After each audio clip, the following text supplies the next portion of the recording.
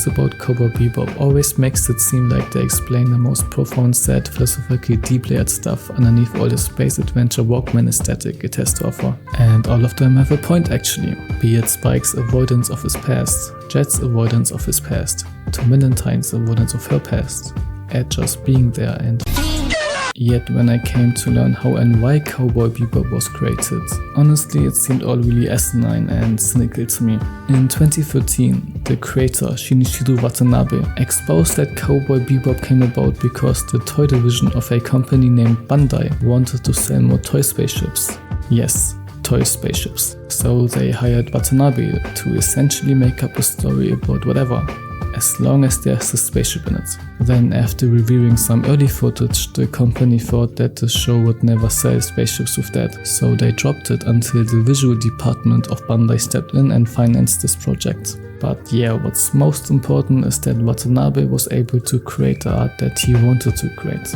In an interview with Forbes, Watanabe stated that since his childhood he preferred American or European movies rather than Japanese ones. He found Japanese movies far too sentimental as they tend to make the audience cry. I mean, I personally once cried for a ship. So instead of having too much melodrama for his own work, he tried the international approach and just wanted to make something cool.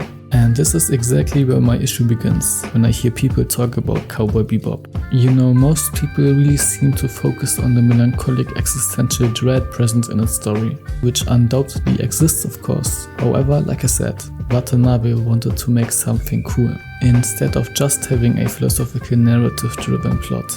Basically, his artistic priorities centered around having as many style points as possible. Yeah.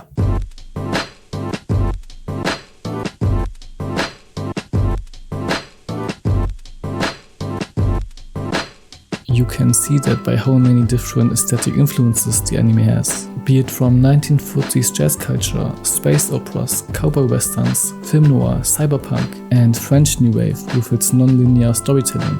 It's important to note that Watanabe also loves music, particularly, who would have guessed, Western music. He literally came up with the idea of a crew of bounty hunters in space after listening to 1940s blues and created his whole story around the soundtrack of Ghost in the Shell, composed by Yoko Kanno. And characters like Faye Valentine and Jet Black came to Watanabe's mind after listening to songs like My Funny Valentine and Black Dog by Led Zeppelin. He also hired Yoko Kanno herself to create the soundtrack for Cowboy Bebop. I also made my own super cool Cowboy Bebop inspired music playlist, so link in the description below. There are seriously so many more film and music references openly displayed, which really is a testament of this immense creativity put into this work. It's what that Pablo Picasso guy said, good artists copy, great artists steal. For one, the greatest musician who's ever lived, Michael Jackson, took inspiration from many sources, refining and popularizing already existing art to make it uniquely his own. And other artists like Kanye West or Nujabes built their whole careers around sampling songs, reimagining them into new creations. And if you ask me, the act of recombining and fusing ideas in order to reshape them into a new aesthetic that also elevates the art of the predecessors and contemporaries definitely should be way more appreciated, always.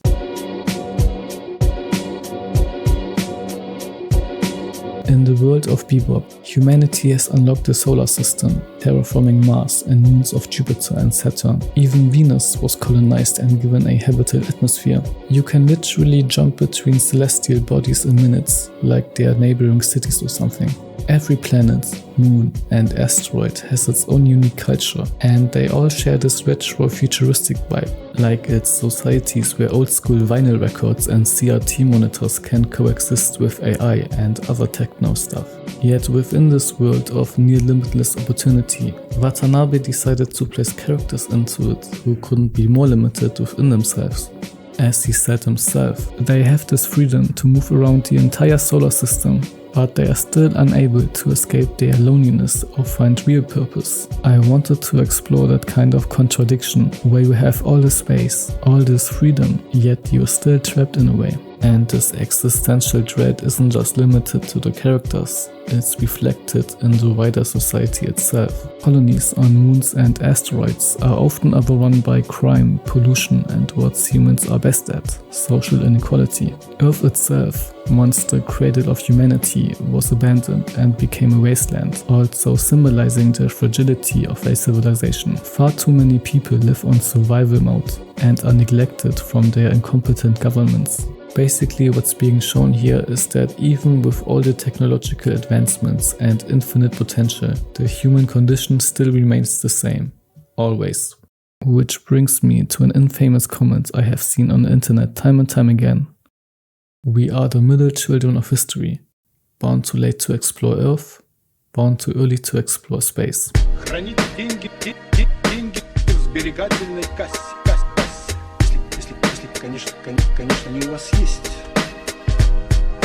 In our world, humans have already conquered and mapped the entire Earth. The age of explorers discovering new lands are long past. On the other hand, space exploration feels like it just started, however it's still very limited and largely inaccessible.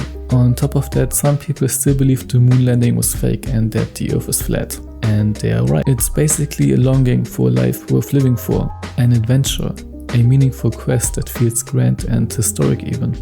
Yet in our time, a life of a safe, secure, having a good boy job routine is being idolized. And for some people, this rather creates behavior and thoughts that imprison them into a life of unfulfilled potential and always ends with a dreadful existence.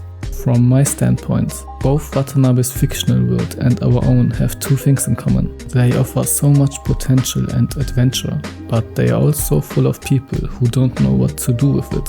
I mean, yes, we may not have extraterrestrial adventures in our lifetime, but that doesn't make our world any less extraordinary.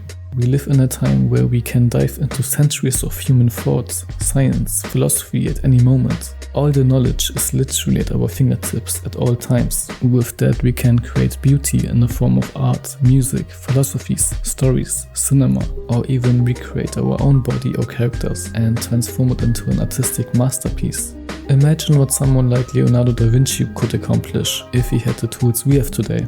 In the same way, Cowboy Bebop is a reminder of how much we should appreciate art. Its many influences and its very existence feels like a response to existential nihilism. Like I said earlier, it celebrates art and in doing so, life itself. But at the same time, it gives us a warning. Meaning isn't handed to us. We have to create it.